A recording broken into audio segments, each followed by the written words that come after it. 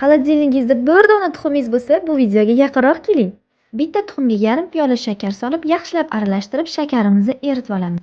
1 choy qoshiq razlikli til, 1 chimdim tuz solib, yaxshilab aralashtiramiz.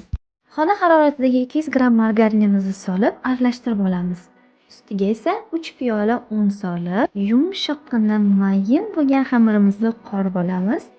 Tayyorlanishi ham juda ham oson. Hammaga birday yoqadigan shirinligimizni xamirini 15 daqiqaga tindirishga olib qo'yamiz. Tingan xamirimizni biri katta, biri kichik bo'lakka ajratib, katta bo'lagini yoyib olamiz. Men isitishirish uchun tovadan foydalandim.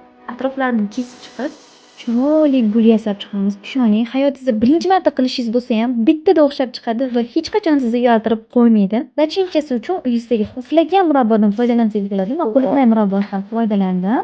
Olcha yoki malina murabbosidan foydalansangiz ham bo'ladi. Olib qo'ygan kichikroq xamirimizni shunaqangi uzunchap shaklda yoyib, chiroyli bo'lma qilib kesib, bezak berish uchun foydalanamiz.